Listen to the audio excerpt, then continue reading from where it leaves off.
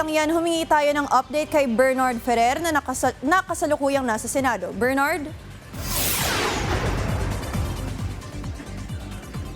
Jana, naka-break ngayon ang impeachment court, pero bago mag-break, ang impeachment court na tumatalakay dito sa impeachment case ni Vice President Sara Duterte.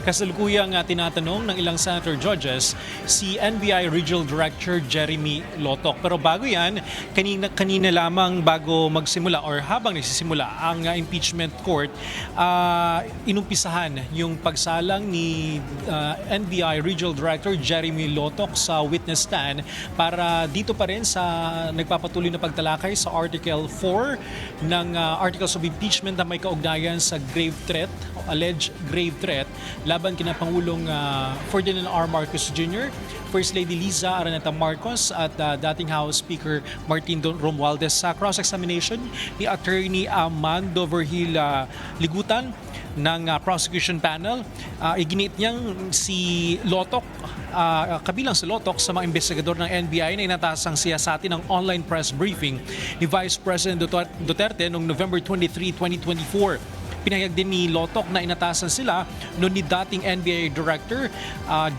Retired Judge Jaime Santiago na imbestiga ng video ng nasabing online press conference matapos umanong magbitaw si Vice President Duterte ng pahayag na nagpapatungkol sa pagpatay doon nga sa tatlong personalidad na aking nabanggit.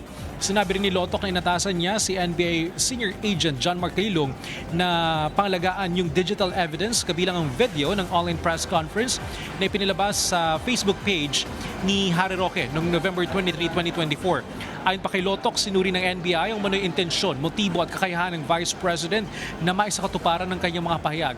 Kabilang din anya sa kanilang press conference of the Vice President noong October 18, 2024 kung saan nabanggit umano ng Pangalawang Pangulo ang mga pahayag na laban sa Pangulo.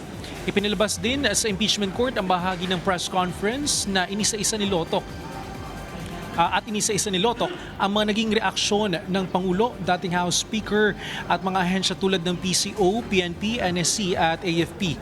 Binahagi rin ni Lotoc na naglabas ang NBI ng sabinas sa mga mamamahayag ng dumalo sa press briefing noong November 23, 2024, gayon din kay Vice President noong November 25 at muli noong December 2, 2024. Hindi umano nakadalo si Vice President Duterte sa mga paanyayang yan dahil sa office matter, sa halip kinatawan siya ng kanyang abogado. Ayon pa kay Lotoc, pinaliwanag din ng NBI sa kanilang liham na nagsasagawa sila ng investigasyon kaugnay ng umano'y banta sa buhay ng Pangalawang Pangulo.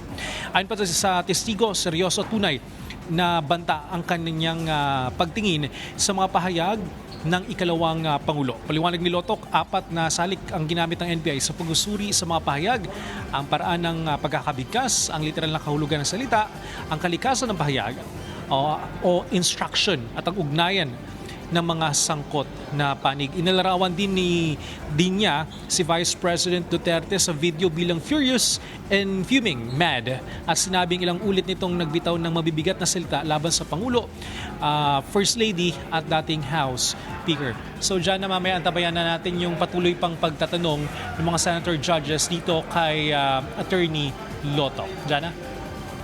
Alright, maraming salamat Bernard Ferrer.